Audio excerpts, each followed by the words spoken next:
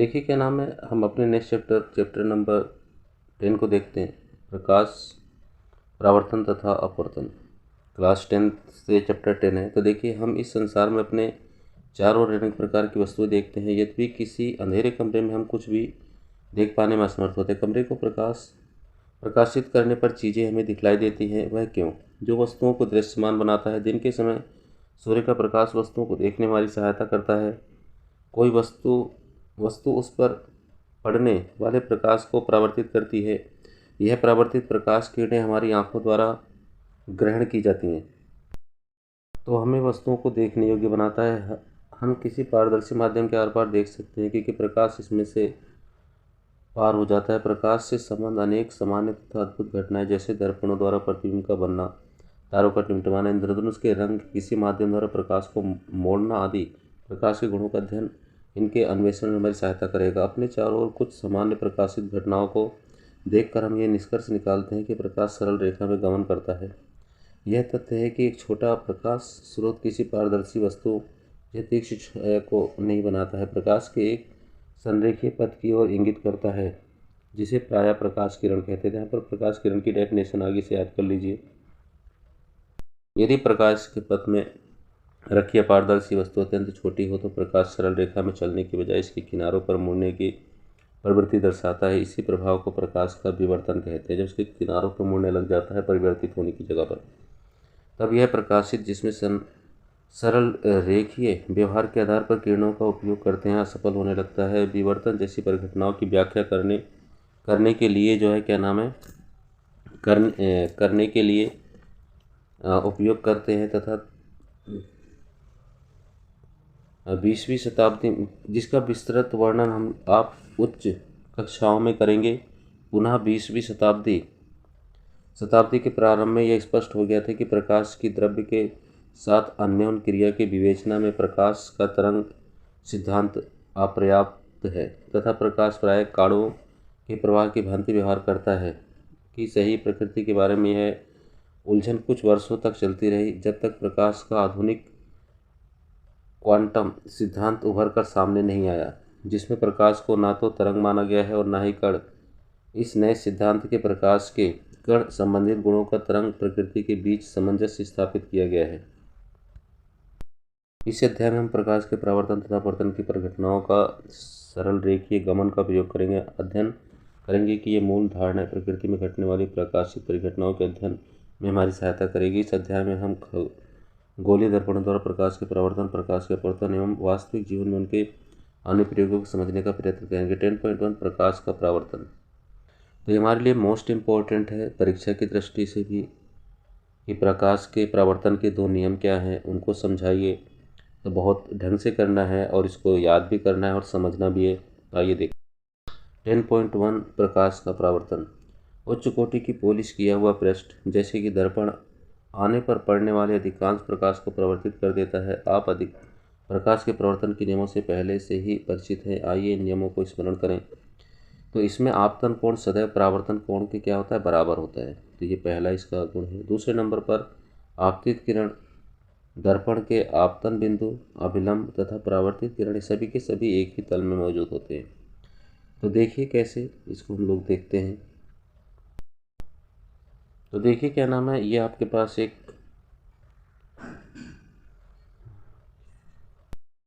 यहाँ पर जो क्या नाम है आपके पास ये अभिलंब है आपका, ये एक रेखा है और इस पर ये एक अभिलंब है आपका। ये क्या है आपका, अभिलंब है, नॉर्मल एट द पॉइंट है। और यहाँ पर से एक आपतित किरण आ रही है। तो इधर से कौन सी किरण आ रही है, आपतित किरण आ रही है, और वह अभिलंब के संग जो है आपतन कोण बना रही है, अर्थात एंगल आई बना रही है, क्योंकि इंग्लिश में इसे इंसिडेंट रेज बोलते हैं। तो इसके संग बना रही, ठीक है, यहाँ से टच है बिल्कुल इस जगह पर से, इसके सिरे से यहाँ से। और उसके बाद ये जो है क्या नाम है, परावर्तित किरण में कन्वर्ट हो जा रही है। तो कौन सी किरण में, परावर्तित किरण में कन्वर्ट हो जा रही है। और ये अभिलंब के संग किस प्रकार का, ये रिफ्लेक्शन एंगल अर्थात एंगल आर बना रही है। तो अगर ये एंगल आपका 50 होगा तो ये एंगल भी 50 ही होगा। अगर ये 60 एंगल तो ये भी 60 ही होगा। तो हम कह सकते हैं, हमारा पहला रूल कह रहा है कि आपतन कोण सदैव परावर्तन कोण के बराबर होता है। तो incident angle always equal to the reflected angle, तो बराबर होता है हमेशा सदैव। तो ये आपका पहला रूल हो गया। सेकेंड रूल में देखिए क्या क्या सभी के सभी एक ही तल में मौजूद है? हाँ मौजूद है, अभिलंब भी वहीं पर है और आपके पास आपतित किरण भी दिख रही है और उसके बाद परावर्तित किरण भी दिख रही है। सभी के सभी एक ही तल में मौजूद है। तो आपके दोनों रूल थे, यहाँ पर भी मैंने पिक्चर में समझा दिया और आपकी किताब में भी दिया हुआ है। आप इसे याद कर लीजिए और मेरे हिसाब से मोस्ट इम्पोर्टेंट है, मोस्ट इम्पोर्टेंट है, आप इसे याद कर लीजिए। परावर्तन की नियम गोलीय पृष्ठों सहित सभी प्रकार के परावर्तक पृष्ठों के लिए लागू होते हैं। आप समतल दर्पण द्वारा प्रतिबिंब के बनने से परिचित हैं। प्रतिबिंब की क्या विशेषताएं हैं? समतल दर्पण द्वारा बना प्रतिबिंब सदैव आभासी तथा सीधा होता है। तो ये याद रखिए पॉइंट में डाल करके। तो आप इसे स्टार में करके या फिर नंबर 1 पॉइंट में बनाकर आप इसे याद कर लीजिए फर्स्ट पॉइंट में। कि समतल दर्पण तो किस प्रकार का प्रतिबिंब बनता है? तो समतल दर्पण द्वारा सतह जो प्रतिबिंब बनेगा वह आभासी और सीधा होगा। प्रतिबिंब का साइज कैसा होगा? बिल्कुल बिंब के साइज के आकार के होगा। जैसे आप शीशे में अपने आप को देखते हो वही आकार होगा यहाँ पर। इसका मतलब बिल्कुल साइज कैसा होगा? साइज उसका बराबर होगा। प्रतिबिंब के दर्पण के पीछे उतनी ही दूरी पर बनेगा। जितनी दूरी पर आप दर्पण से खड़े हुए हैं तो उतनी दूरी पर आपका चित्र बनेगा। मान लीजिए आपका ये दर्पण है बीच में, तो अगर इधर 2 सेंटीमीटर की दूरी है तो उधर भी दर्पण में 2 सेंटीमीटर की दूरी पर बनेगा। इसके अतिरिक्त प्रतिबिंब पार्श्व परावर्तित होगा। तो कैसा होगा? पार्श्व परावर्तित होगा। अर्थात मान लीजिए ये आपके पास बी बना हुआ है, तो इस तरीके से अगर बी बना है आपका, इस तरीके से अगर बी बना हुआ है तो वहाँ पर आपको वो बी ऐसा दिखाई देगा। तो पार्श्व परावर्तित होगा। यदि परावर्तक पृष्ठ वक्रित हो तो प्रतिबिंब कैसे बनेंगे? आइए देखते हैं हम लोग। क्लास 10.1 एक बड़ी चमकदार चम्मच लीजिए। इसके वक्रित पृष्ठ में अपना चेहरा देखने का प्रयत्न कीजिए। क्या आप प्रतिबिंब देख सकते हैं? या छोटा है या बड़ा है? चम्मच को धीरे धीरे अपने चेहरे से दूर ले जाइए। प्रतिबिंब को देखते रहिए। यह कैसे परावर्तित होता है? चम्मच को उलट दीजिए तथा दूसरे पृष्ठ से क्रियाकलाप को दोहराइए। आप प्रतिबिंब कैसा दिखाई देता है? दोनों पृष्ठ परावर्तक के अभिलक्षण की तुलना कीजिए। तो आप इस प्रयोग को अपने घर में करके देख सकते हो। तो चमकदार चम्मच का वक्रित पृष्ठ एक वक्रित दर्पण की भांति माना जाता है। सबसे अधिक उपयोग में आने वाले समानता वक्रित दर्पण का प्रयोग गोलीय दर्पण है। इस प्रकार के दर्पणों के परावर्तक पृष्ठ किसी गोले के पृष्ठ का एक भाग माना जाता है। ऐसे दर्पण जिनका परावर्तक पृष्ठ गोलीय और गोलीय दर्पण गोलीय है तो उसे हम गोलीय दर्पण कहेंगे। अगर वो कैसा है? वो जो है गोलीय दर्पण से आया हुआ है तो उसे हम गोलीय दर्पण कहेंगे। अब हम गोलीय दर्पण के बारे में कुछ विस्तार से अध्ययन करेंगे।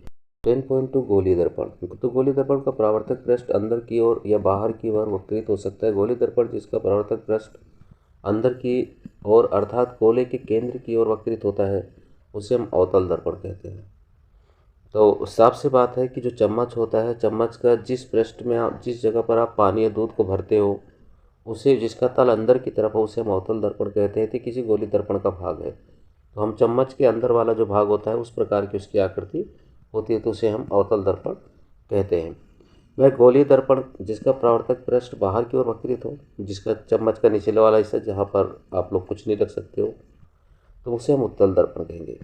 इन दर्पणों का आरेखीय निरूपण चित्र 10.1 में किया गया है। इन चित्रों में नोट कीजिए कि दर्पणों का पृष्ठभाग छायांकित है। जब आप समझ सकते हैं कि चम्मच का अंदर की ओर वक्रित भाग का पृष्ठ लगभग अवतल दर्पण जैसा है तथा चम्मच का बाहर का उभरा हुआ पृष्ठ लगभग उत्तल दर्पण जैसा है। गोलीय दर्पण के बारे में और अधिक ज्ञान प्राप्त करने से पहले आइए हम कुछ तो देखिए चम्मच का ये वाला भाग ये गोलीय दर्पण का भाग है और इसका जो पॉलिश्ड होगी इसकी बैक साइड में होगी और ये इसका बिल्कुल बीच का पॉइंट ये ध्रुव कहलाता है। और ये क्योंकि इसका अंदर की तरफ है परावर्तक पृष्ठ, बाहर का पृष्ठ जो है पॉलिश है। इसका परावर्तक पृष्ठ कहाँ पर है? अंदर है, अंदर से परावर्तित करता है। तो अंदर की तरफ वक्रित होता है तो उसे हम अवतल दर्पण बुलाएंगे। और इस तरीके से देखिए आकृति चम्मच का पीछे वाला भाग जिसका इधर अंदर पॉलिश होगा, तो इसका जो परावर्तक पृष्ठ होगा कहाँ होगा? बाहर होगा। तो बाहर वो परावर्तित करेगा, बाहर वो रिफ्लेक्टेड करेगा तो उसको हम उत्तल दर्पण कहेंगे। उसे हम उत्तल दर्पण, इसको हम क्या बोलेंगे? इसको हम उत्तल दर्पण बोलेंगे क्योंकि इसका परावर्तक पृष्ठ बाहर की तरफ है और इसका अंदर की तरफ है तो इस वजह से अवतल दर्पण बोलेंगे। शब्दों अथवा पदों को जाने तथा उनका अर्थ समझे। ये शब्द गोलीय दर्पण के बारे में चर्चा करते समय समानता प्रयोग में आते हैं। गोलीय दर्पण के परावर्तक पृष्ठ को केंद्र का दर्पण का ध्रुव कहते हैं या पोल कहते हैं। यह दर्पण के पृष्ठ पर स्थित होता है। ध्रुव को प्रायः पी अक्षर से डिनोट किया जाता है। सिंबल क्या है ध्रुव के लिए? पी से निकले। गोलीय दर्पण का परावर्तक पृष्ठ गोले का एक भाग है। मैंने बताई थी कि गोले का एक भाग है ये। इस गोले का केंद्र गोलीय दर्पण का वक्रता केंद्र कहलाएगा। तो जाहिर है कि गोले का ये वाला भाग जो होगा, इसको जब हम लोग बनाएंगे तो इसके क्या बनेगा? यह अक्षर सी से निरूपित किया जाता है। कृपया ध्यान दें कि वक्रता केंद्र दर्पण का भाग नहीं है। तो जाहिर है कि ये दर्पण का भाग नहीं, इसे याद रखें आप लोग। यह परावर्तक पृष्ठ के सामने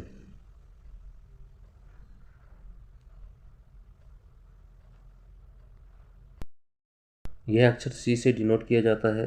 कृपया ध्यान दें कि वक्रता केंद्र आपका दर्पण का भाग नहीं है। यह परावर्तक पृष्ठ के बाहर स्थित होता है और उत्तल दर्पण का वक्रता केंद्र परावर्तक पृष्ठ के सामने स्थित होता है। तथापि उत्तल दर्पण में यह दर्पण के परावर्तक पृष्ठ के पीछे स्थित होता है। यह तथ्य चित्र 10.2a तथा 10.2b में नोट कर सकते हैं। गोलीय दर्पण का परावर्तक पृष्ठ, जिसे गोले का भाग, उसकी त्रिज्या दर्पण की वक्रता त्रिज्या कहलाती है। किसकी? परावर्तक पृष्ठ अर्थात गोले की त्रिज्या दर्पण की वक्रता त्रिज्या कहलाती है। इसे r से डिनोट किया जाता है। ध्यान दीजिए कि PC दूरी वक्रता त्रिज्या के बराबर होती है। जो आपके पास P अर्थात पोल से दूरी, सेंटर ऑफ कर्वेचर जो है, वक्रता त्रिज्या की दूरी, तो वो जो है वक्रता त्रिज्या के बराबर होती है PC के। गोलीय दर्पण की ध्रुव तथा वक्रता त्रिज्या से गुजरने वाली सीधी रेखा की कल्पना कीजिए। इस रेखा को हम लोग मुख्य अक्ष कहते हैं, प्रिंसिपल एक्सिस मुख्य अक्ष कहते हैं। ये सेंटर ऑफ कर्वेचर है आपका। याद कीजिए कि मुख्य अक्ष दर्पण के ध्रुव पर अभिलंब है। तो आइए दर्पण से संबंधित कुछ महत्वपूर्ण और क्रियाकलापों को हम लोग देखते हैं। आपको अवतल और उत्तल दर्पण का चित्र दिखाए जो गोलीय दर्पण के आरेखीय निरूपण है। छायांकित भाग परावर्तक पृष्ठ नहीं है। ये जो छायांकित भाग दिखाई देगा परावर्तक पृष्ठ नहीं है, इसके अलावा परावर्तक पृष्ठ है। ये दोनों छायांकित परावर्तक पृष्ठ नहीं है। देखिए यहाँ पर क्रियाकलाप 10.2 को हम लोग देखते हैं। चेतावनी है। सूर्य की ओर सूर्य दर्पण के द्वारा परावर्तित सूर्य के प्रकाश की ओर सीधा मत देखिए, यह आपकी आंखों को क्षतिग्रस्त कर सकता है। एक अवतल दर्पण को अपने हाथ में पकड़िए और इसके परावर्तक पृष्ठ को सूर्य की ओर वक्रित कीजिए। दर्पण द्वारा परावर्तित प्रकाश को दर्पण के पास रखिए। कागज की शीट पर डालिए। कागज की शीट को धीरे धीरे आगे पीछे कीजिए जब तक कि आपको कागज की शीट पर प्रकाश का चमकदार तीक्ष्ण बिंदु प्राप्त न हो। दर्पण तथा कागज को कुछ मिनट के लिए उसी स्थिति में पकड़े रखिए। आप क्या देखते हैं? ऐसा क्यों होता है? सर्वप्रथम कागज सुलगना प्रारंभ करेगा और टूटने लगेगा। अंततः यह भाग भी आग भी पकड़ सकता है। यह क्यों जलता है? सूर्य के आने वाले प्रकाश दर्पण के द्वारा एक तीक्ष्ण चमकदार बिंदु के रूप में अभिकेंद्रित करता है। वास्तव में कागज इसी पर प्रकाश का यह बिंदु सूर्य का प्रतिबिंब है। यह बिंदु अवतल दर्पण का फोकस होता है। सूर्य के प्रकाश के संकेंद्रण से उत्पन्न ऊष्मा के कारण कागज जलता है। दर्पण की स्थिति से इस प्रतिबिंब की दूरी दर्पण की फोकस दूरी का सन्निकट मान। आइए हम इस प्रेक्षण के किरण आरेख से समझने का प्रयत्न करते हैं। चित्र 10.2 को ध्यानपूर्वक देखिए। अवतल दर्पण पर तो यहाँ पर हम देख पा रहे हैं कि जितनी भी परावर्तित किरणें हैं, आपतित किरणें जितनी भी हैं, एंगल आई बना करके एक ही बिंदु F फोकस से परावर्तित हो रही है। तो सभी की सभी रेखाएं एक दूसरे के समांतर हैं और समांतर होने पर वो आपके पास अंदर की तरफ जो वक्रित परावर्तक पृष्ठ से टकराने के बाद केवल एक ही बिंदु पर बन रही हैं। तो इसी प्रकार से सूर्य के प्रकाश से टकराने पर वो एक ही जगह पर केंद्रित होती है और वहाँ पर सूर्य का प्रतिबिंब बनता है, जिसके कारण वह स्थान कागज जो जलने लग जाता है। मुख्य अक्ष के समांतर कुछ किरणें आपतित हो रही हैं। परावर्तित किरणों का प्रेक्षण कीजिए। वे सभी दर्पण के मुख्य अक्ष के एक बिंदु पर मिल रही हैं या प्रतिच्छेद कर रही हैं। यह बिंदु अवतल दर्पण का मुख्य फोकस कहलाता है। तो इसे हम लोग क्या बोलते हैं? मुख्य फोकस कहते हैं। इस प्रकार चित्र 10.2b को ध्यानपूर्वक देखिए। उत्तल दर्पण द्वारा मुख्य अक्ष के समांतर किरणें किस प्रकार परावर्तित होती हैं? परावर्तित किरणें मुख्य अक्ष पर एक बिंदु से आती हुई प्रतीत होती हैं। यह बिंदु उत्तल दर्पण का मुख्य फोकस बिंदु कहलाता है। मुख्य फोकस को अक्षर F से डिनोट किया जाता है। निरूपित किया जाता है। गोलीय दर्पण के ध्रुव तथा मुख्य फोकस दूरी को फोकस दूरी कहते हैं और इसे स्मॉल लेटर एफ से निरूपित किया जाता है। गोलीय दर्पण का परावर्तक पृष्ठ अधिकांशतः गोलीय ही होता है। इस दर्पण पृष्ठ की वृत्ताकार सीमा रेखा होती है। गोलीय दर्पण के परावर्तक पृष्ठ की इस वृत्ताकार सीमा रेखा का व्यास दर्पण का द्वारक कहलाता है अर्थात एपर्चर कहलाता है। चित्र 10.2 में दूरी mn द्वारक को निरूपित करती है। अपने विवेचना में हम केवल उन्हीं गोलीय दर्पणों पर विचार करेंगे जिनका द्वारक उनकी त्रिज्या वक्रता त्रिज्या से बहुत छोटा होता है। क्या गोलीय दर्पण की वक्रता त्रिज्या r तथा फोकस f के बीच में कोई संबंध है? तो छोटे द्वारक के गोलीय दर्पण के लिए वक्रता त्रिज्या फोकस दूरी से दुगनी होती है। इस संबंध को r=2f से हम लोग समझ सकते हैं, द्वारा व्यक्त कर सकते हैं। यह दर्शाता है कि किसी गोलीय दर्पण का मुख्य फोकस दूरी उसके ध्रुव तथा वक्रता केंद्र को मिलाने वाली रेखा का मध्य बिंदु होता है। इस रिलेशन को समझते हैं। r=2f अर्थात वक्रता त्रिज्या होती है जो आपके पास फोकस दूरी होती है उसकी डबल होती है। तो यहाँ पर हम f को निकाल लेते हैं, रिलेशन पूछा जाता है। तो f हो गया आपके पास r/2। ये फॉर्मूला हमें याद रखना है, ये यूज होगा सवालों के अंतर्गत। 2.1 गोलीय दर्पणों द्वारा प्रतिबिंब बनना। आप समतल दर्पणों द्वारा प्रतिबिंब बनने के बारे में अध्ययन कर चुके हैं। आप उनके द्वारा बनाए गए प्रतिबिंबों की प्रकृति, स्थिति तथा अपेक्षित साइज के बारे में भी जानते हैं। गोलीय दर्पणों द्वारा बने प्रतिबिंब कैसे होते हैं? किसी अवतल दर्पण द्वारा बिंब की विभिन्न स्थितियों के लिए बने प्रतिबिंबों की स्थिति का निर्धारण हम किस प्रकार कर सकते हैं? ये प्रतिबिंब वास्तविक हैं अथवा आभासी हैं? क्या वे आवर्धित हैं, छोटे हैं या समान साइज के हैं? हम एक क्रियाकलाप द्वारा अध्ययन करेंगे। उपरोक्त क्रियाकलाप में आप देखेंगे कि अवतल दर्पण द्वारा बने प्रतिबिंब की प्रकृति, स्थिति तथा साइज बिंदु P, F तथा C के सापेक्षित बिंब की स्थिति पर निर्भर करते हैं। बिंब की कुछ स्थितियों के लिए बनने वाला प्रतिबिंब वास्तविक होता है, बिंब की कुछ दूसरी स्थितियों के लिए आभासी होता है। बिंब की स्थिति के अनुसार ही प्रतिबिंब आवर्धित, छोटा या समान साइज का होता है। इन प्रेक्षणों का संक्षिप्त विवरण आपके निर्देशन के अनुसार 10.1 में दिया गया है। तो आइए 10.1 सारणी को देखते हैं। जो मोस्ट इंपॉर्टेंट सारणी है उससे कुछ ना कुछ जरूर पूछा जाता है, चाहे चित्र बनाने के लिए, चाहे उसी से कुछ ना कुछ रिलेटेड पूछा जाता है। देखिए, अवतल दर्पण द्वारा बिंब की विभिन्न स्थितियों को यहाँ पर बताया गया है। तो प्रतिबिंब की स्थिति है, अगर प्रतिबिंब आपका f पर है तो प्रतिबिंब का साइज अत्यधिक छोटा होगा और बिंदु के साइज का होगा। वास्तविक और उल्टा होगा। प्रकृति उसकी कैसी होगी? वास्तविक और उल्टी होगी। तो आइए इसी को हम लोग समझ लेते हैं पहले। देखिए बच्चों, मैंने पहले भी बताया था कि किसी भी जो है अवतल उत्तल दर्पण के चित्र को बनाने के लिए हमें रेखाओं का ज्ञान होना नेसेसरी है। तो देखिए, मान लीजिए ये अवतल दर्पण है आपके पास। अवतल दर्पण का ये पोलिश वाला पृष्ठ है, इससे जाती हुई एक सीधी लाइन हमने खींची, इसको हम लोग P मानेंगे, बिल्कुल बीचों बीच होती है, ठीक है। और उसी से P और A हमारा पॉइंट F हो गया। तो P और F की जितनी दूरी है उतनी दूरी पर आपके पास C होगा, सेंटर ऑफ कर्वेचर होगा। तो पहली लाइन हमेशा हमारे पास आ रही है तो सीधी आ रही है, समांतर आ रही है, किसके? मुख्य अक्ष के समांतर आ रही है। तो जब मुख्य अक्ष के समांतर आ रही है तो ये हमेशा जो है कहाँ से पास करेगी? आपकी F से पास करेगी। कहाँ से पास करेगी? हमेशा F से पास करेगी, ठीक है। तो F से पास करेगी और उसके बाद अगर वो लाइन ऐसे भी समांतर चलती है तब भी जो है क्या नाम है, वो F से ही पास करेगी। तो इस जगह पर आपके पास चित्र बनेगा पहले, जहाँ पर इंटरसेक्शन पॉइंट हो रहा है। तो आइए हम लोग सेकंड लाइन को देखते हैं। तो यहाँ पर क्या लाइन थी, आपको समझ में आ रहा होगा। तो मुख्य अक्ष के समांतर जो लाइन आती है, मुख्य अक्ष के समांतर जो लाइन आती है वो कहाँ से पास होती है? वो आपके पास F से गुजरती है, F से परावर्तित होगी, F से परावर्तित होगी।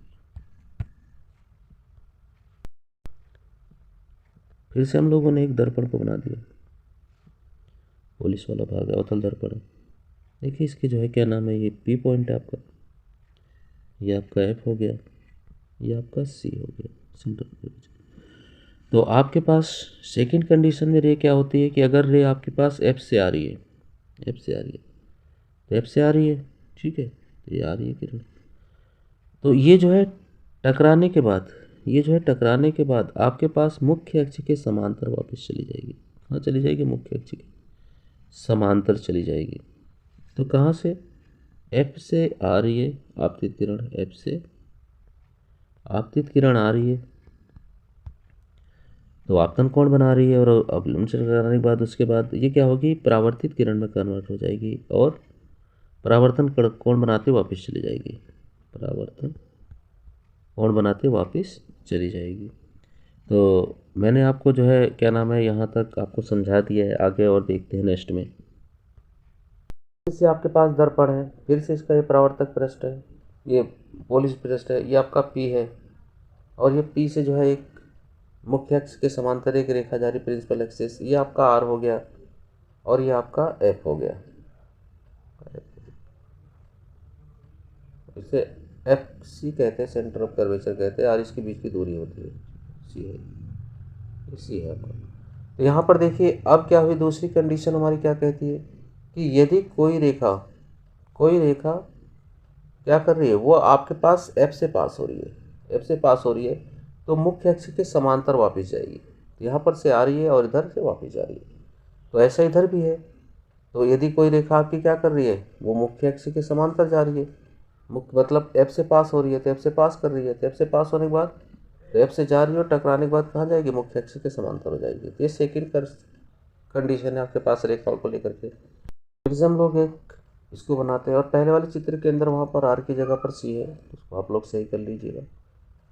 तो देखिए ये पी हो गया आपके पास, और उसके बाद ये आपका एफ हो गया, और ये आपका सी हो गया। ये कैपिटल लेटर कैप है क्योंकि इसके बीच की दूरी को हम लोग उसे नोट करते हैं।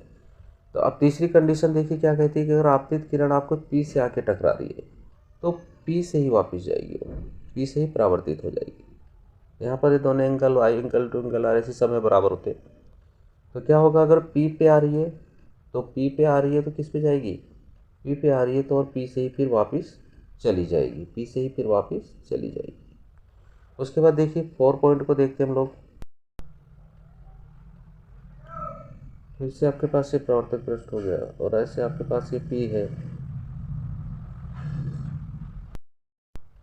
ये देखिए फिर से जो है अवतल दर्पण और इसका ये है, इस जगह पर आपके पास पी है, और ये आपके पास जो है क्या नाम है, यहाँ पर एफ होगा, कैपिटल लेटर एफ होगा, वो सही देख लेना पीछे, और यहाँ पर सी होगा। तो जाहिर है कि फिर से क्या होगा, अब उसके बाद कंडीशन हमारे पास एक कहती है यदि कोई रेखा सी से आ रही है तो सी से ही वापस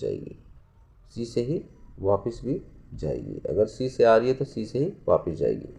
तो इन चारों लाइनों के माध्यम से ही हम लोग रेखा चित्रों को बनाते हैं।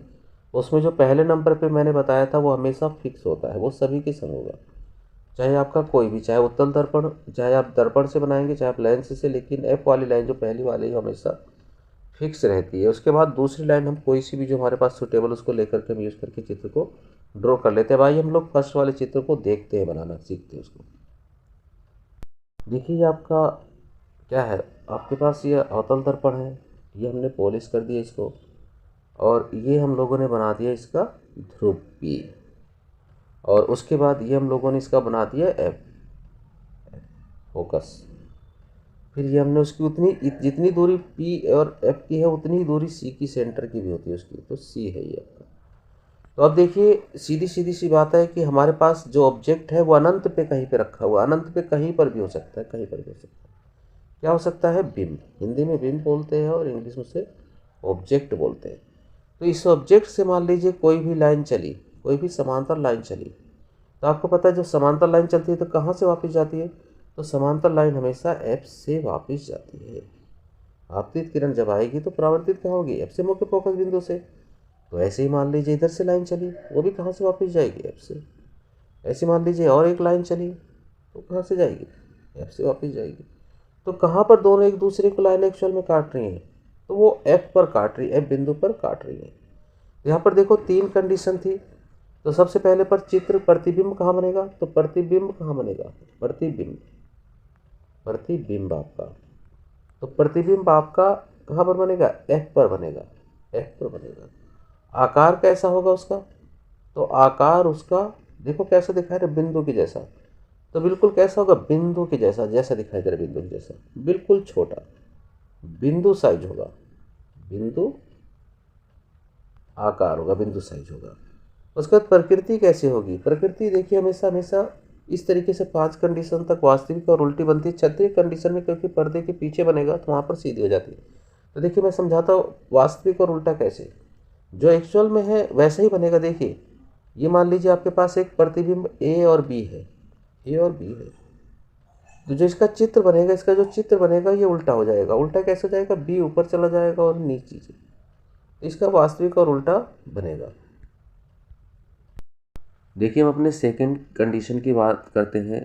तो हमारी सेकंड कंडीशन कहती है कि सी से परे, सी से परे। पहली कंडीशन थी अनंत पर, अब दूसरी कंडीशन है सी से परे। सी से परे का मतलब सी के बाद कहीं भी। तो यहाँ पर भी देखिए आपके पास क्या है, सेम पोजीशन है। आपके पास ये एक अवतल दर्पण है, ये इसका जो है क्या चीज़ है, ये आपके इसके पास जो है आपका ये इसका शेडेड रीजन है, ये इसका जो है पॉलिश वाला भाग है। और यहाँ पर से एक लाइन बिल्कुल सीधी जा रही है, बीचों बीच बिल्कुल वही आपका पोल होगा जिसे आप ध्रुव कहते हो। और इसके सेम डिस्टेंस पर आपका जो है क्या नाम है, सबसे पहले एफ होता है। और एफ जितना पी से एफ है उतना ही एफ और सी भी होते हैं, जो उसका सेंटर होता है। अब यहाँ पर क्या हुआ, तो हमारे पास क्या चीज़ है, तो मैंने बताया था पहली लाइन हमेशा हम कौन सी यूज करेंगे, ये सीधी आएगी इसके पैरेलल एक मुख्य अक्ष के, और वो हमेशा किससे पास करेगी, हमेशा एफ से पास करेगी। ठीक है। सेकेंड लाइन हम लोग कोई भी यूज कर सकते हैं, हमारी जो भी मर्जी हो, हम इस लाइन से भी उसको बना सकते हैं और सेकेंड लाइन के हिसाब से भी हम लोग उसको बना सकते हैं। तो देखिए क्या नाम है, अगर मैं सेकेंड लाइन यहाँ पर से ले लूँ, मान लीजिए एक सेकेंड लाइन हमारी क्या कहती है, दूसरी कंडीशन में हमारी ये भी कहती है एक लाइन की, मान लीजिए ये लाइन जो मुख्य अक्ष के समांतर जा रही है, ये मुख्य नहीं जो एफ से पास कर रही है, एफ से पास कर रही है तो क्या करेगी, वो मुख्य अक्ष के समांतर जाएगी, मुख्य अक्ष के समांतर जाएगी। तो हमारा प्रतिबिंब कहाँ पे बन रहा है, हमारा प्रतिबिंब ये बन रहा है। हमारा बिंब कहाँ पर है, अनंत पर कहीं पर भी है, प्रतिबिंब बन गया बी और ए। मैंने बताया था वास्तविक और उल्टा बनेगा। तो यहाँ पर देख सकते हैं हम लोग, तो इसके बारे में हम लोग लिख सकते हैं। तो हमारे पास यहाँ पर 3 कंडीशन होती है। तो प्रतिबिंब का आकार कैसा है, पहली कंडीशन है। तो देखिए प्रतिबिंब का आकार, प्रतिबिंब का आकार, साइज ऑफ इमेज क्या है, तो देखिए प्रतिबिंब का आकार क्या होगा, छोटा होगा। तो क्या होगा, वो छोटा होगा। और उसके बाद हमारे पास दूसरे नंबर पर है कि ये कहाँ पर बनेगा, तो आप जैसे स्पष्ट रूप से देख सकते हैं कि एफ और सी के बीच में बन रहा है। तो ये कहाँ पर बन रहा है, एफ और सी के बीच में, सेकेंड कंडीशन पर कहाँ पर बन रहा है, ये सी और एफ के बीच में, सी और एफ के बीच में।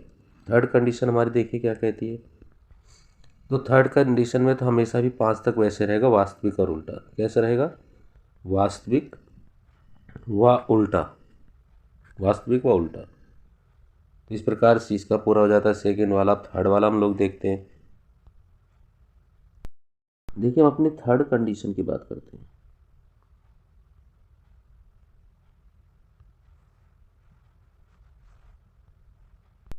देखिए हम अपनी थर्ड कंडीशन की बात करते हैं।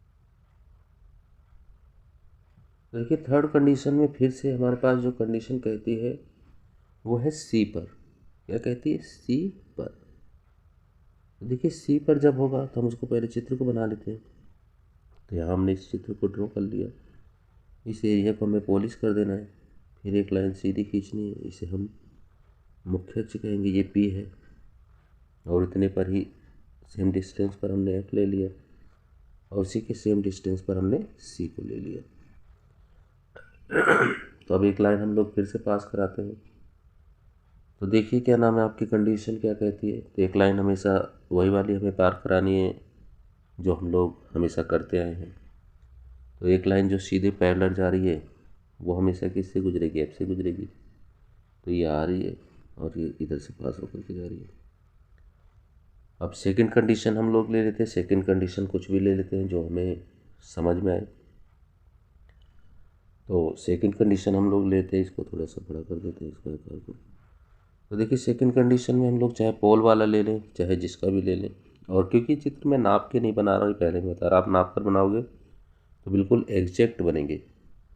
तो देखिए जब प्रतिबिंब आपका सी पर है तो यहाँ पर से आपके पास लाइन जाएगी और ये लाइन इसके बाद आपको बिल्कुल काटती हुई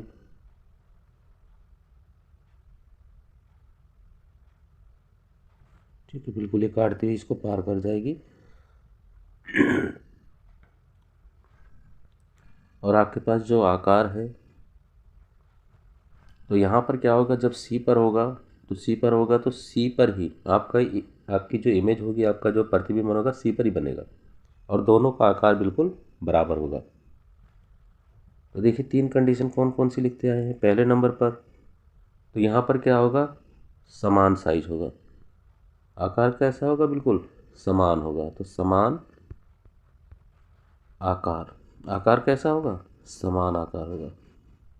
सेकंड नंबर पे आपके पास देखिए क्या है, तो सेकंड नंबर पे देखिए आपके पास तो आपको कहाँ पर चित्र बन रहा है, वो सी पर ही बन रहा है। चित्र कहाँ पर बन रहा है, सी पर। और थर्ड नंबर पे आपके पास वही प्रकृति तो कैसी होगी, वास्तविक और उल्टा। प्रतिबिंब की प्रकृति कैसी होगी, तो वास्तविक और उल्टी होगी, वास्तविक तथा उल्टा होगा। वो कैसा होगा, वास्तविक तथा उल्टा। ये थर्ड कंडीशन होगी। फोर वाला चित्र बनाते हैं हम लोग। देखिए हम लोग अपनी फोर कंडीशन की बात करते हैं।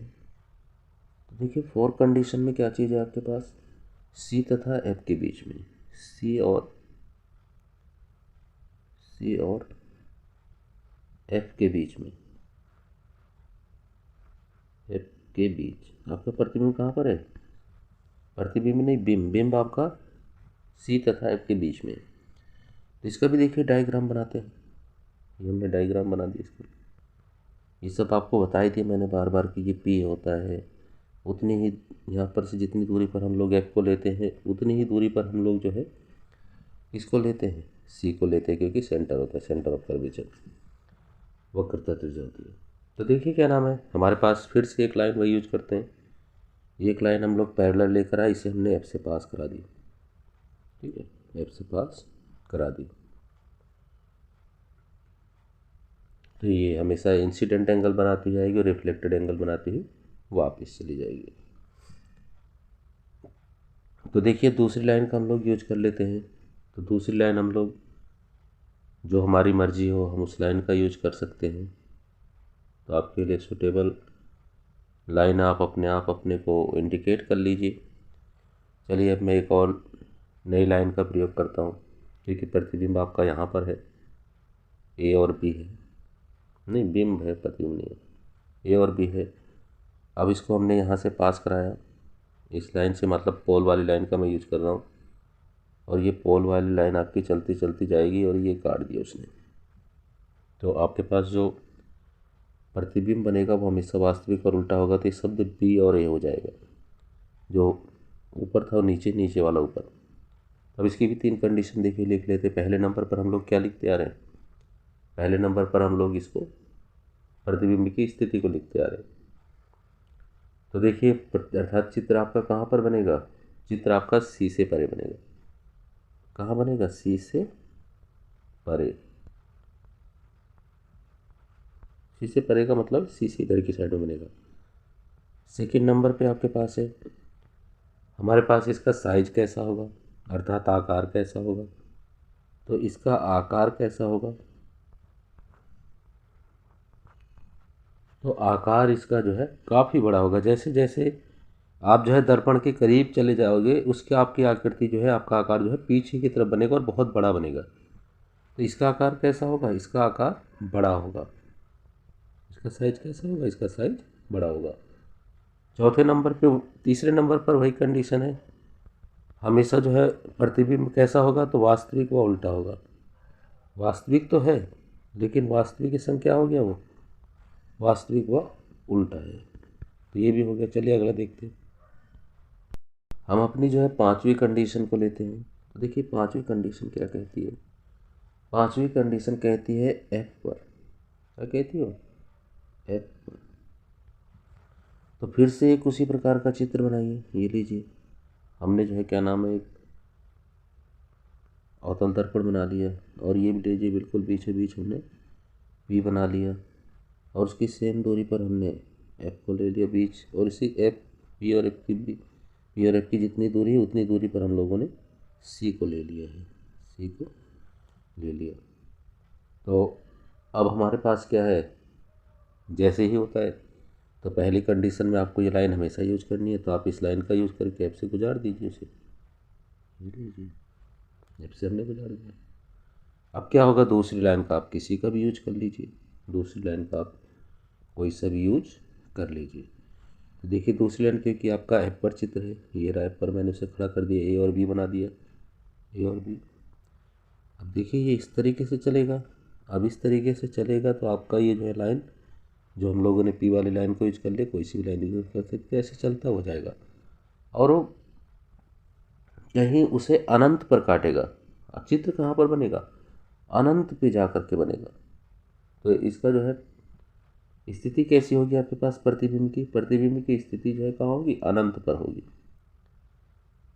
मतलब पता नहीं हम लोगों को इतना कि कहाँ पर होगी, तो अनंत पर होगी, लेकिन बनेगी जरूर। सेकंड कंडीशन में क्या चीज़ है?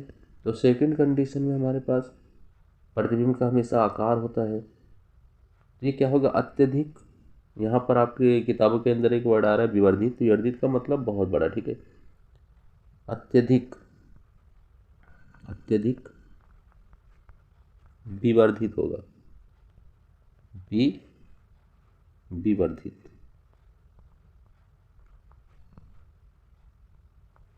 विवर्धित, विवर्धित होगा। थर्ड नंबर पे था हमेशा वही वास्तविक और उल्टा। वास्तविक होगा व उल्टा होगा। चलिए अगला देखते हैं। चलिए हम लोग अपना नेक्स्ट 6 नंबर वाले को देखते हैं। देखिए 6 पर क्या है आपके पास। तो 6 कंडीशन में आपके पास जो चित्र है, वो चित्र है आपके पास कहाँ पर? वो पी तथा एफ के बीच में है। आपका ऑब्जेक्ट कहाँ पर है? पी और एफ के बीच में। पी और एफ के बीच में आपके पास बिंब है। इसकी भी कंडीशन हम लोग बना लेते हैं। तो देखिए ये रहा आपका चित्र, ये रही आपके पास पी, ये रहा आपके पास एफ, और ये रहा आपके पास सी। अब इसमें हमारा ऑब्जेक्ट कहाँ पर है इस समय पर? पी तथा एफ के बीच में है। तो ये रहा पी तथा एफ के बीच में। तो ये ए हो गया और ये बी हो गया। तो देखिए पहली लाइन को हमने पास कराया, क्योंकि इसका प्रतिबिंब पीछे बनना है, तो इस वजह से मैं इस लाइन को और बढ़ा लेता हूँ। हमारे लोगों ने पहली लाइन पास कराया। हमारी कंडीशन क्या कहती है कि वो ऐसे करके लाइन जाती है, लेकिन वो इधर की साइड में नहीं, इसको हमें क्या करना है? पीछे की तरफ बढ़ा देना है। पीछे की तरफ हमको इसको बढ़ा देना, लाइन को पीछे की तरफ हमने इस लाइन को बढ़ा दिया। एक और लाइन का इस्तेमाल करा हमने। तो हम लोगों ने पोल वाली लाइन का इस्तेमाल कर लिया। तो पोल वाली लाइन ये थी जो पोल से काटती है हमारी, ऐसे लाइन जाती है, लेकिन क्योंकि इधर इसकी मिलने की नहीं है स्थिति, इसी वजह से पी लाइन आपकी आगे बढ़ेगी। तो ये बन गया। तो आपका प्रतिबिंब पर्दे के पीछे बनेगा, और ये आपके पास ए और बी ही होगा। ये कैसा होगा आपके पास? ए डैश बी डैश, अर्थात ए और बी ही हो गई। तो देखिए ये कंडीशन आपके लिए मोस्ट इम्पोर्टेंट है। अधिकतर पेपरों में इसको बनाने के लिए कहा जाता है मोस्ट इम्पोर्टेंट। तो इसमें देखिए पहले कंडीशन क्या है, हम लोग आकार की बात करते थे, स्थिति की बात करते हैं। तो स्थिति क्या है? पर्दे के पीछे। मैंने बताया कैसे बनेगा ये, पर्दे के पीछे छठी कंडीशन चेंज होती है। पर्दे के पीछे मोस्ट इम्पोर्टेंट है, के पीछे। सेकंड नंबर पे हम लोग क्या लिखते थे? सेकंड नंबर पे इसका आकार लिखते थे तो विवर्धित होगा। विवर्धित का मतलब बहुत बड़ा। विवर्धित, विवर्धित होगा मतलब बड़ा होगा।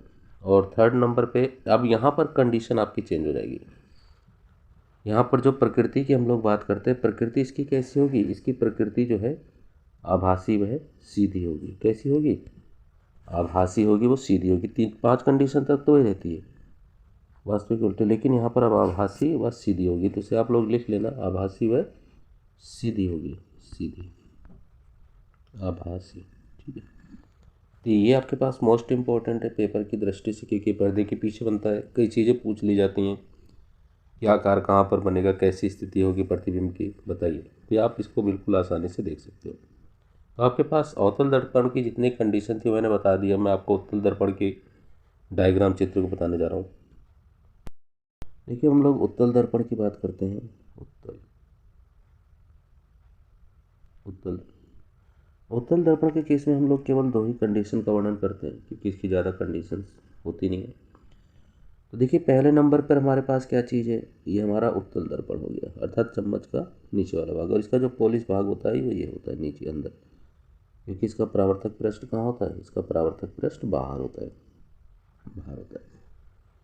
तो हम लोगों ने जो है, क्या नाम है, एक लाइन को खींच दीजिए जिसे हमने पी कहा है, क्योंकि इसका चित्र इधर बनना है पर्दे के पीछे। तो यहाँ पर आपके पास क्या होगा, पी वहीं पर होगा, और वो इधर की साइड में आपके पास अब एफ हो जाएगा, और उसी की सेम डिस्टेंस पर पी और एफ की जितना आपका सी हो जाएगा, सी सी हो जाएगा। अब हम लोग क्या करते हैं, वैसे ही जैसे हम लोगों ने करा था। पहली कंडीशन हम लोग क्या ले रहे हैं, जो बिंब की स्थिति है वो अनंत पर है। बिंब कहाँ पर अभी स्टैंड कर रहा है, बिंब आपका, बिंब का मतलब इंग्लिश में इमेज होता है, बिंब आपका अनंत पर है। अनंत पर कहीं पर भी हो सकता है, अब हम लोगों को पता नहीं अनंत पर है। तो हम लोगों ने बताया था कि कोई लाइन यदि पैरेलल चलती है, पैरेलल चलती है, मुख्य अक्ष के समांतर आती है, तो वो क्या होगा, वो हमेशा एफ से पास करेगी। कहाँ से पास करेगी, हमेशा एफ से पास करेगी। लेकिन यहाँ पर ऐसे तो जाएगी नहीं। ये लाइन क्या थी आपके पास, ऐसे करके ये आपके पास इंसिडेंट इधर की तरफ एंगल बनाती जाती है, क्योंकि इसकी क्या होती है, इमेजिनरी लाइन होती है। तो अब इस लाइन को हम लोगों ने अपनी तरफ से इमेज करके खींचा है, तो डॉट डॉट से ऐसे करके आपकी एफ से पास करेगी, लेकिन करेगी एफ से ही पास। तो ऐसे ही सेम नीचे पहली कंडीशन का चित्र बनाने के लिए हमेशा दोनों मुख्य अक्ष की समांतर वाली लाइन का इस्तेमाल करना है। ये बहुत याद रखना, बारीकी से याद रखना आपको। तो यहाँ पर से आई तो ये लाइन भी क्या करेगी, इधर की तरफ मुड़ेगी। ऐसे मुड़ती थी, एफ पर जाती थी, लेकिन इमेजनरी लाइन है तुम्हारी, हमारी ऐसे करके पास कर गई हो। तो कहाँ पर काट रही है, एफ पर काट रही है। देखो तीनों कंडीशन में क्या है, पहली कंडीशन में क्या है आपके पास, कहाँ पर आपका प्रतिबिंब बनेगा, प्रतिबिंब आपका बनेगा कहाँ पर, फोकस, अर्थात फोकस एफ पर, दर्पण के पीछे। फोकस एफ पर बन रहा है, कहाँ पर बन रहा है, फोकस एफ पर बन रहा है, तो कहाँ पर है, एफ पर। लेकिन कहाँ पर है, दर्पण के पीछे। कहाँ है, दर्पण के पीछे, दर्पण के पीछे। सेकंड कंडीशन देखते हैं। सेकंड कंडीशन में हम लोग क्या बात करते थे, प्रतिबिंब का साइज या आकार की। तो क्या होगा, कितना है, बिंदु की जैसा दिखाई दे रहा है, तो कैसा होगा, बहुत ज़्यादा छोटा, अर्थात बिंदु साइज, बिंदु का आकार, बिंदु बिंदु के आकार का। ये लिख लेना आप सभी। थर्ड नंबर पे आ रहा है प्रतिबिंब की प्रकृति कैसी होगी। तो ये जब दर्पण उत्तल दर्पण होगा तो हमेशा आभासी और सीधी होगी, इसमें कोई कंडीशन लागू नहीं होती। तो कैसी होगी, आभासी, आभासी व सीधी, व सीधी। तो आपका इसका फर्स्ट चित्र जो है कंप्लीट हो जाता है उत्तल दर्पण का। ये सेकंड वाले को देखते हैं। देखिए, हम लोग उत्तल दर्पण की सेकंड कंडीशन को ले लेते हैं। तो देखिए, सेकंड कंडीशन आपकी क्या कहती है, तो पहले हम लोगों ने सेकंड कंडीशन आपसे कहती है कि अनंत तथा दर्पण के ध्रुव पी के बीच। सेकंड कंडीशन हमारे पास क्या कहती है, सेकंड में से कंडीशन हमारे पास कहती है अनंत,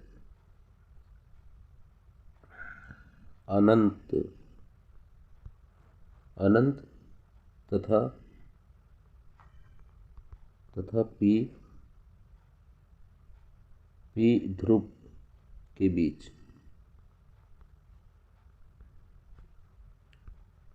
ठीक है, देखिए इसका भी हम लोग चित्र बना लेते हैं। तो ऐसे ही हम लोगों ने चित्र बना लिए है। ये वाला चित्र इसका नहीं बनेगा, ये गलत है। तो आप, क्योंकि हम दर्पण, उत्तल दर्पण यूज कर रहे हैं, तो आप इसका ये वाला चित्र बनाइए। इसका ये भाग पॉलिश हमने कर दिया। ठीक है, ये भाग हमारा पॉलिश हो गया। और इसकी भी एक हम लोग लाइन खींच लेते हैं कि आपका पी हो गया।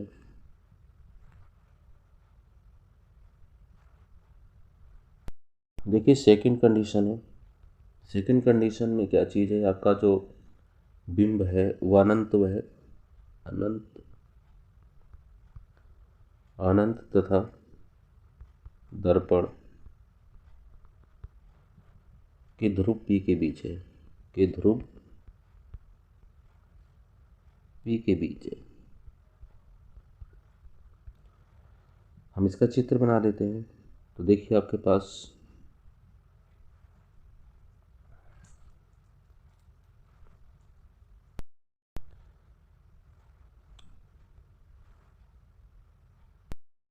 देखिए हम लोग उत्तल दर्पण की सेकंड कंडीशन की बात करते हैं। तो सेकंड कंडीशन में क्या चीज़, आपका चित्र अनंत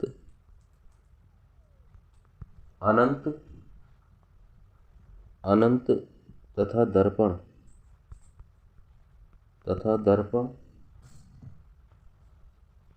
दर्पण के ध्रुव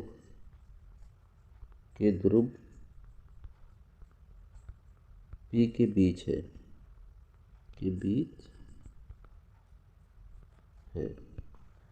तो देखिए इसका चित्र बना लेते हैं। तो आपका चित्र बन गया, ये पॉलिश हो गया भाग इसका। और यहाँ पर से हम लोगों ने इसके पोल को बना लिया। ये पीछे इसका पोल चला गया, ये पी हो गया और ये एफ हो गया और ये सी हो गया आपका। तो देखिए क्या नाम है आपके पास यहाँ पर, इस तरीके से आपके पास पहली वही। अब आपके पास जो प्रतिबिंब है उसे आप कहीं पर भी ले लीजिए। तो ये हो गया आपके पास ए बी एफ का प्रतिबिंब हो गया, नहीं बिंब हो गया आपका। एक सीधी रेखा को हम लोगों ने बताया था कि एफ वाली चलाते हैं। एफ वाली जब चलाएंगे तो वो इधर की जरूर जाएगी, लेकिन उधर मिलेगी नहीं। तो हम लोगों ने यहाँ पर इसको एफ से एक लाइन को खींच लिया। उसके बाद सेकंड वाली लाइन का हम लोग यूज कर लेते हैं। सेकंड वाली लाइन भी हमारी अपनी मर्जी होती है, हम चाहे जिस भी लाइन का यूज कर सकते हैं। तो देखिए सेकंड लाइन में भी हम लोगों ने यूज कर लिया। मान लीजिए सेकंड लाइन चलिए मैं पी वाली लाइन का यूज कर लेता हूँ, पोल वाली लाइन का। तो देखिए पोल वाला लाइन आपको पता है ऐसे जाएगी और इस तरीके से आएगी। तो इधर तो मिलेगी नहीं वो, तो इसका मतलब ये इमेजिनरी लाइन किधर चली जाएगी, इधर चली जाएगी। देखिए ये आपका चित्र बना है, ये चित्र बना है। और ये चित्र कैसा होगा, ये ए डैश और ये बी डैश। तो आप जैसे इमेज में देख सकते हैं ये ए बी है, तो ये ए बी है। तो जाहिर है कि किस प्रकार का चित्र बन रहा है।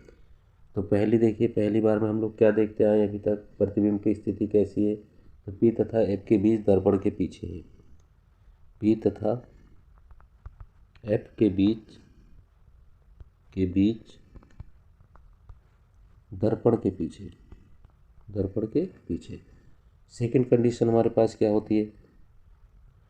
तो सेकंड कंडीशन देखिए हमारे पास क्या कहते हैं, हम लोग उसके प्रतिबिंब के साइज की बात कर रहे थे। तो कैसा होगा, छोटा होगा।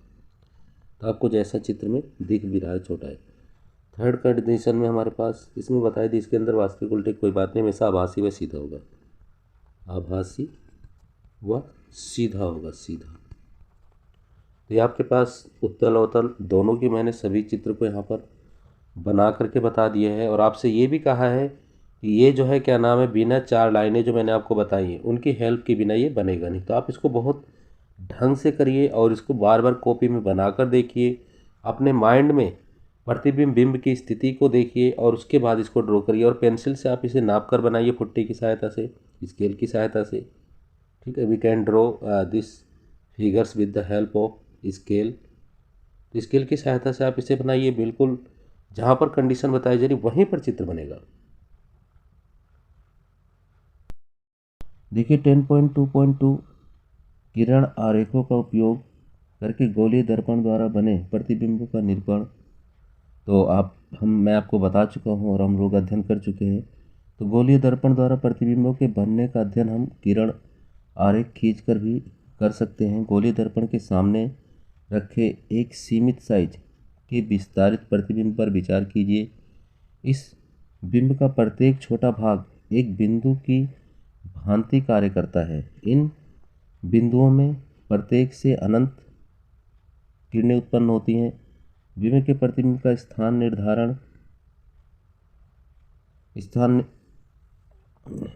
निर्धारण करने के लिए किरण आरेख बनाते समय किसी बिंदु से निकलने वाली किरणों की विशाल संख्या में से सुविधाजनक कुछ का उपयोग किया जा सकता है। तथापि किरण आरेख की स्पष्टता के लिए किरणों पर विचार करना है।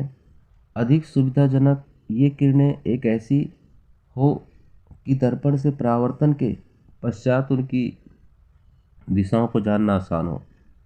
कम से कम हम दो परावर्तित किरणों के प्रतिच्छेदन से वास्तविक किसी बिंदु के प्रतिबिंब की स्थिति ज्ञात की जा सकती है। प्रतिबिंब के स्थान पर निर्धारण के लिए निम्न में से किन्हीं दो किरणों पर विचार किया जा सकता है। तो देखिए, पहले नंबर पे है दर्पण के मुख्य अक्ष के समांतर प्रकाश किरण परावर्तन के पश्चात। तो यहाँ पर आपके पास परावर्तन के पश्चात अवतल दर्पण के मुख्य फोकस से गुजरेगी अथवा दर्पण उत्तल दर्पण के मुख्य फोकस से अपसरित होगी। तो यह चित्र 10.3 में ए तथा बी में दर्शाएगी आपको। देखिए, मैंने चित्रों को आपको सभी की सभी अपनी कॉपी में बता दिया और बहुत डिटेल से समझा दिया है। इस वजह से इमेज फॉर्मेशन का जितना आपके चैप्टर में पढ़ाने के लिए था वो मैंने आपको अब आगे नहीं पढ़ाया है। अब वहाँ से मैं चालू कर रहा हूँ जहाँ पर से इमेज समाप्त होती है। तो देखिए, यहाँ पर ये भी क्वेश्चन परीक्षा की दृष्टि से बहुत अच्छा है कि अवतल दर्पण के उपयोग। तो परीक्षा की दृष्टि से ये भी काफ़ी मोस्ट इम्पोर्टेंट है मेरे हिसाब से। इसे भी आप लोगों ने अच्छी तरीके से कर लेना है। और कर क्या लेना है, मेरे हिसाब से इसको आपने बिल्कुल याद कर लेना है, रट लेना है। जिस तरीके से आप करना चाहते हैं समझ लीजिए। अवतल दर्पण के उपयोग क्या है, इसके यूजेस क्या है, देखते हैं हम लोग। तो अवतल दर्पण का उपयोग सामान्यतः कहाँ किया जाता है? टॉर्च में किया जाता है, सर्च लाइट में किया जाता है, वाहनों के अग्रदीपों में प्रकाश का शक्तिशाली समांतर किरण पुंज बनाने के लिए किया जाता है। जो वाहन आपके चलते आगे, या फिर आप अगर मोटरसाइकिल यूज करते हैं तो उसमें देखा होगा गोल सी लाइट लगी होती है। तो उसको एक जगह पर प्रकाश पुंज को एकत्रित करने के लिए किया जाता है। इन्हें प्रायः चेहरे का बड़ा प्रतिबिंब देखने के लिए, अर्थात इसका मतलब है कि सेविंग बनाने के लिए इस्तेमाल किया जाता है। थर्ड नंबर पे आगे हम देखते हैं कि दंत विशेषज्ञ जो होता है अवतल दर्पण का उपयोग करता है, क्योंकि मरीजों के दांतों का आकार उसे कैसा दिखाई देता है? बड़ा दिखाई देता है। चौथे नंबर पे हमारे पास यूज है, तो ये दूसरे नंबर पे यूज था, ये आपका पहले नंबर पर यूज था, ये तीसरे नंबर पर हो गया और ये चौथे नंबर पे है। सौर भट्टियों में सूर्य के प्रकाश को केंद्रित करने के लिए अवतल दर्पण का उपयोग किया जाता है। तो ये चारों के चारों आप मोस्ट इम्पोर्टेंट इसके यूजेस हैं, उपयोग है, अवतल दर्पण के उपयोग हैं। इसे आप याद कर लीजिए और ठीक ढंग से याद कर लीजिए। आइए आगे देखते हैं चैप्टर। देखिए, इसके भी चित्र को मैं उत्तल दर्पण के चित्र को भी मैं बता चुका हूँ। तो हम लोग वहाँ पर से पढ़ते हैं जहाँ पर से हमने जैसे अवतल दर्पण की वैसे इसके भी। तो उत्तल दर्पणों के उपयोग क्या है? तो उत्तल दर्पणों का उपयोग समानता, ये भी इम्पोर्टेंट है, इसे याद कर लीजिए। जो भी आपके वाहन आते हैं, जो भी आपके वाहन होते हैं, तो वाहनों के पश्च दृश्य, पीछे की दृश्य को दर्पण के रूप में, जो साइड मिरर के रूप में आपने देखा होगा, जो आपका ड्राइवर बैठता है तो उसके दोनों तरफ जो है साइड मिरर लगे होते हैं। तो उसको देखने के लिए हम लोग करते हैं। तो पहले नंबर पे शायद ये दर्पण का काम क्या चीज़ है? ये वाहन के पार्श्व में लगे होते हैं, पार्श्व में साइड में लगे होते हैं, तथा ड्राइवर्स को पीछे से आने वाले वाहनों को देख सकता है, जिससे वो सुरक्षित रूप से वाहन चला सकते हैं।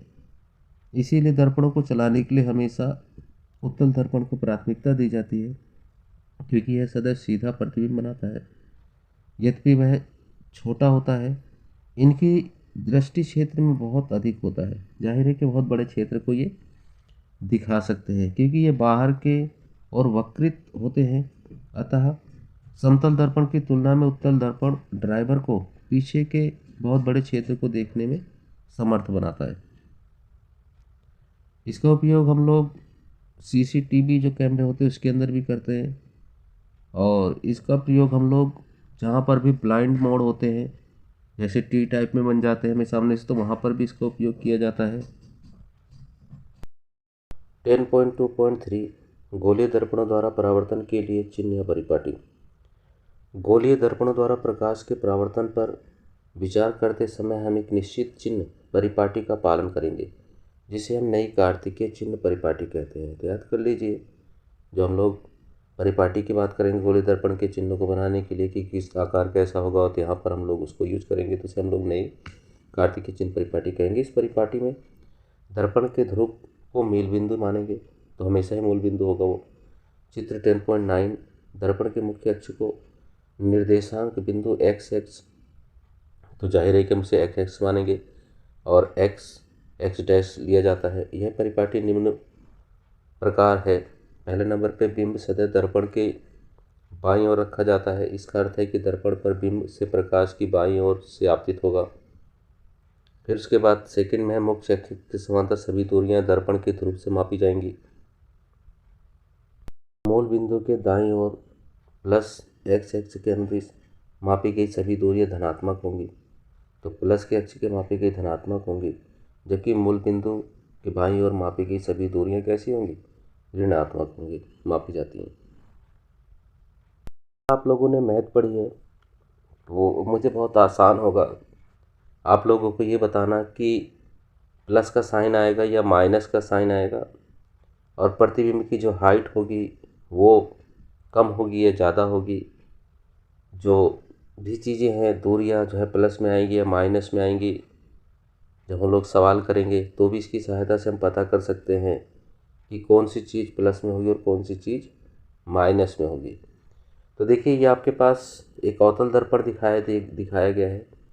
यदि हम मैथमेटिक्स की तरीके से देखते हैं तो ये जो है क्या नाम है, एक लाइन मैंने और खींच दी। तो आप सभी को पता है ये लाइन आपकी वाई होती है और ये वाई डैश अर्थात वाई माइनस होता है, और ये एक्स होता है और एक्स डैश होता है अर्थात ये माइनस होता है।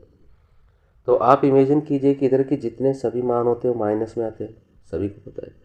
ये ऊपर इसके जितने मान होंगे वो प्लस आएंगे, इधर की साइड में आपके जितने मान होंगे वो माइनस आएंगे, और इधर की साइड में जितने मान होंगे वो सभी के सभी माइनस आएंगे। ये तो सभी को पता है। तो अब देखिए क्या नाम है, यहाँ पर हम लोग तीन कंडीशन लेते हैं।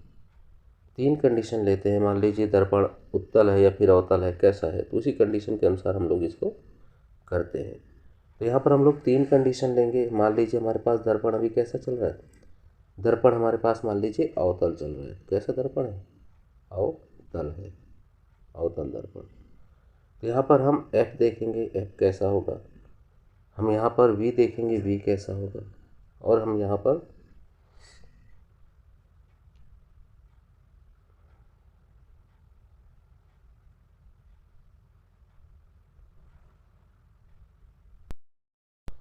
देखिए, मैं इसको बहुत आसानी से आपको मैथमेटिकल तरीके से समझाने जा रहा हूँ, क्योंकि इसी से सवाल आपके होने हैं। वहाँ पर हम लोगों को ये निर्धारित वहाँ पर होगा कि जो बिंब होगा उसके आकार से उसकी साइज से प्रतिबिंब जो आपकी इमेज है कितनी बड़ी और छोटी है। तो मैथमेटिक्स हम सभी ने पढ़ी हुई है, तो आपको पता है कि आपके पास कार्तिकीय तल में एक्स डैश, और यहाँ पर एक और लाइन में खींच ले रहा हूँ वाई वाली, ये आपका अवतल दर्पण है अभी। तो ये वाई होता है, प्लस का होता है, और ये वाई डैश होता है माइनस का। तो इधर आप सभी को पता है कि एक्स की सभी वैल्यू प्लस रहती है, तो ऐसी वाई की इधर वैल्यू सारी प्लस रहेगी, इधर एक्स की सारी वैल्यू माइनस रहेगी और इधर माइनस रहेगी। तो देखिए हमारे पास दर्पण कौन सा है, अभी हम अवतल दर्पण की बात कर रहे हैं। अवतल दर्पण है, ठीक है। तो अवतल दर्पण हो या उत्तल दर्पण हो, वहाँ पर तीन कंडीशन को हम चेक करेंगे। एफ कैसा होगा आपके पास, एफ कैसा होगा आपके पास, वी कैसा होगा और यू कैसा होगा। यू कैसा होगा, प्लस आएगा माइनस आएगा, क्या होगा। तो देखिए हम इसको चेक करेंगे। तो यहाँ पर मैं आपको थोड़ी सी और नॉलेज दे देता हूँ। देखिए जानकारी, ये पी से सभी दूरियों को मापा जाएगा, चाहे वो प्रतिबिंब की हो, चाहे वो प्रतिबिंब की दूरी हो। जैसे प्रतिबिंब आपका मान लीजिए, ये लीजिए, मान लीजिए प्रतिबिंब आ गया, ठीक है, ये आपका बिंब आ गया। तो इसकी दूरी को भी जो मापेंगे हम किससे मापेंगे, पी से।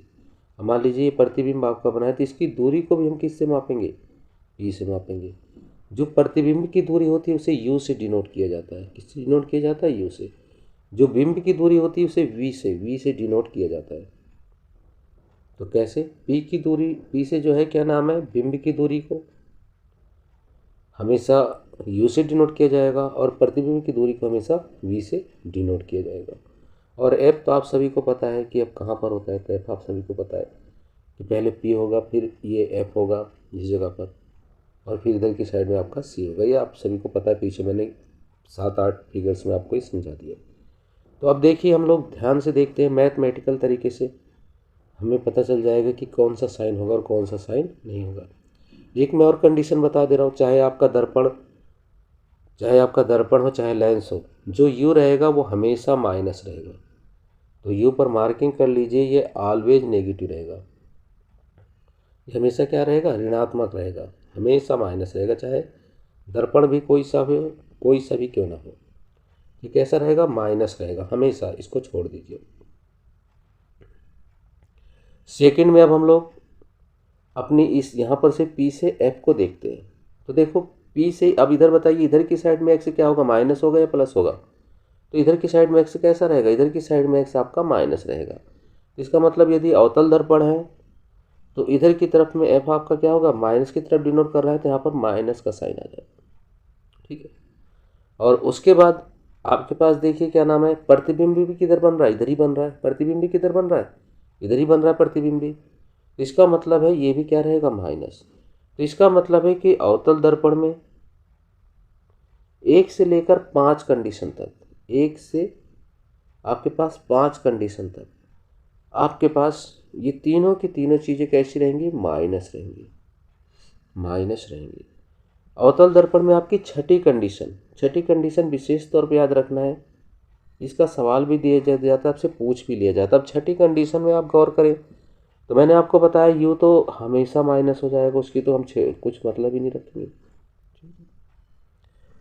एफ भी देखते हैं, तो इसका भी एफ फोकस किधर होता है? इधर ही होता है। तो एफ भी कैसा रहेगा इसका? एफ भी इसका कैसा रहेगा? एफ भी इसका माइनस रहेगा, एफ भी माइनस रहेगा। अब वी को हम देखते हैं, लेकिन इसकी कंडीशन हमारे पास एफ उधर होगी तो ये प्लस होना चाहिए, क्योंकि ये चित्र हमारा किधर बनेगा? इसका चित्र हमारा इधर बनेगा, अर्थात हमारा एफ कहाँ पर होगा? मुख्य फोकस बिंदु यहाँ पर इधर की तरफ इमेजिन होगा। ठीक है, सीधर होगा हमारे पास, और पी ये रहा। तो ऑब्जेक्ट तो आपका इधर ही रखा जाएगा, ऑब्जेक्ट तो यहीं रहेगा, ऑब्जेक्ट में कोई चेंजिंग नहीं है, मतलब बिंब में कोई चेंजिंग नहीं है। लेकिन इसकी इमेज किधर बन रही है? इधर। तो इसका फोकस किधर रहेगा? फोकस आपका यहाँ पे रहेगा, तो फोकस यहाँ पर प्लस होना चाहिए। और आपके पास वी जो है, वी, क्योंकि यहाँ पर एक्स प्लस होता है। और जो आपका प्रतिबिंब भी बनेगा, इसमें प्रतिबिंब छठी आकृति के अंदर इधर बनता है, तो वास्तविक, आभासी और सीधा होता है। तो इसका मतलब है कि जो आपके पास वी रहेगा वो भी पॉजिटिव रहेगा, वो भी कैसा रहेगा? प्लस रहेगा। तो 6 कंडीशन को करते समय विशेष ध्यान देना है, तो ये पॉजिटिव रहेगा। तो हम लोगों ने जो है अवतल दर्पण में किस किस को देख लिया है। इस प्रकार से मैंने कहा था कि आपसे एक इमेजिनरी लाइन हो जाएगी, ये आपका इस जगह पर क्या होगा? इस जगह पर आपके पास जो है इधर प्लस का एक्स होता है, इधर ये वाई हो गया, वाई भी इधर प्लस का हो गया। और यहाँ पर एक इमेजिनरी लाइन हम लोगों ने और खींच ली। जब मैथमेटिक तरीके से करते हैं तो ये एक्स एक्सिस होता है, इधर वाई एक्सिस होता है, इधर ये प्लस का रहता है, इधर ये वाई डैश माइनस का हो जाता है, इधर एक्स है, इधर वाई, इधर प्लस का, उधर माइनस का। तो देखिए इसके अकॉर्डिंग हम लोगों ने क्या देखा कि अगर अवतल दर्पण है तो जो उसमें यू होता है वो हमेशा माइनस में रहेगा। और ये दूरी भी मैंने आपको समझा दी कैसे कैसे दूरी होती है। जो वी होता है वो भी इधर माइनस का रहेगा। जो आपके पास एफ होगा वो भी माइनस में रहेगा, क्योंकि इसमें सारी इमेज इधर की साइड में, ऑब्जेक्ट, प्रतिबिंब, सब कुछ इधर ही बनेगा। इसमें एफ और आर में रिलेशन होता है, तो आर की भी यदि हम बात करेंगे तो आर भी इसमें माइनस में रहेगा। सिर्फ छठी कंडीशन में बदल जाता है, तो वो मैंने उसके साइन भी आपको दे दिए हैं। अब आइए हम लोग इसमें उत्तल दर्पण के बारे में बात करते हैं। अगर उत्तल दर्पण है तब क्या होगा? देखिए अब हमारा दर्पण कौन सा हो गया? उत्तल दर्पण। कौन सा दर्पण हो गया? उत्तल दर्पण। सेम पोजीशन वही है, हमने इसको बना लिया। हमारा दर्पण कैसा है? उत्तल दर्पण है। कौन सा दर्पण है? उत्तल दर्पण है। ठीक। तो हम लोगों ने इस तरीके से बना लिया। तो आपको पता है कि ये x प्लस का होता है, इधर x माइनस का होता है, इधर y हो जाता है y प्लस का, इधर y माइनस का।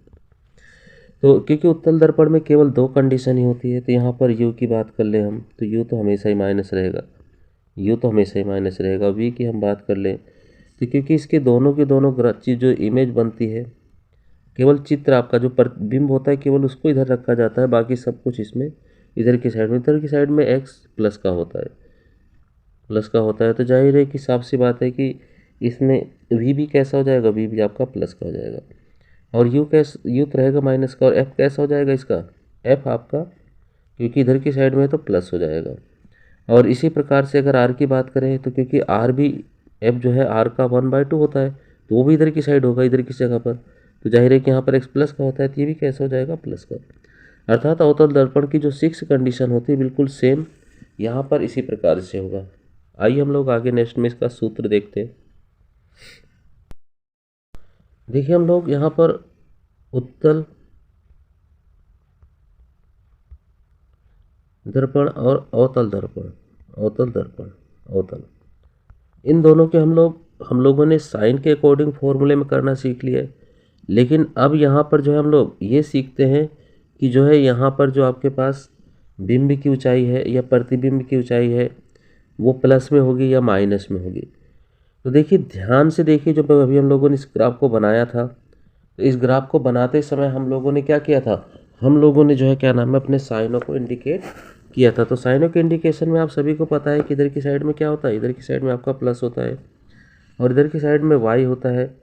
तो y कैसा होता है, इधर की साइड में y आपका माइनस होता है, तो y इधर की साइड में क्या होता है आपके पास, माइनस होता है। इधर y प्लस होता है और इधर की साइड में y माइनस होता है। इधर x क्या होता है, x आपका इधर माइनस होता है। तो जाहिर है कि इस चीज़ को भी हम लोग करने चल रहे हैं। तो इस चीज़ को भी अब हम लोग यदि करते हैं तो इस जगह पर आपके पास जो प्रतिबिंब रखा गया है तो उसकी ऊंचाई ऊपर की तरफ जा रही है। जब ऊपर की तरफ जाएगी तो आप ये देखिए कि जो इधर y है, y से उसके डिस्टेंस को मापा जाएगा। तो y इधर कैसा होता है, प्लस होता है या माइनस होता है, तो ऊपर की तरफ जाने पे y प्लस होता है। तो इसका मतलब है कि जो बिंब की ऊंचाई होगी, जिसको हम लोग बिंब की ऊंचाई को h0 से हम लोग डिनोट करते हैं, तो वो कैसा होगा आपके पास, h0 अर्थात बिंब की जो ऊंचाई होगी, बिंब की वो कैसी होगी, वो धनात्मक होगी। और देखिए नीचे हम लोग जो इमेज फॉर्मेशन हो रही थी अवतल दर्पण में तो कैसे हो रही थी, नीचे बन रही थी। तो नीचे बन रही तो उसको हम लोग जो डिनोट करते हैं वो h डैश से करते हैं, क्योंकि इमेज को i से डिनोट किया जाता है। तो वो कैसी होगी, तो इमेज आपके पास जो होगी वो आपके पास क्योंकि नीचे बन रहा है, तो इधर देखिए y कैसा होगा, प्लस हो गया माइनस होगा, तो माइनस होगा। तो h डैश क्या होगा यहाँ पर, माइनस होगा।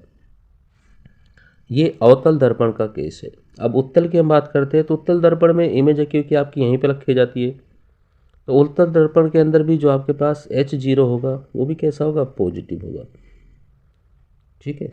लेकिन इसमें क्योंकि इमेज इधर बनती है, इमेज इसकी फॉर्मेशन किधर होती है, इधर होती है उत्तल दर्पण में आपके पास, उत्तल दर्पण में, ठीक है। तो इस जगह पर क्या होगा आपके पास, यहाँ पर भी y क्या होगा, पॉजिटिव होगा, इधर की तरफ बन रही। इसका मतलब है कि इसका अपोन में जो h अर्थात इमेज होगी, प्रतिबिंब की ऊंचाई, वो भी कैसी होगी, वो भी पॉजिटिव होगी। इसी वजह से इसका चित्र कैसा बनता है, आभासी और सीधा बनता है, और इसका चित्र कैसा बनता है, वास्तविक और उल्टा बनता है। तो हमारे यहाँ पर देखिए इसके बाद दो फॉर्मूले आते हैं, दोनों फॉर्मूले के अकॉर्डिंग में मैं आपको बता देता हूँ।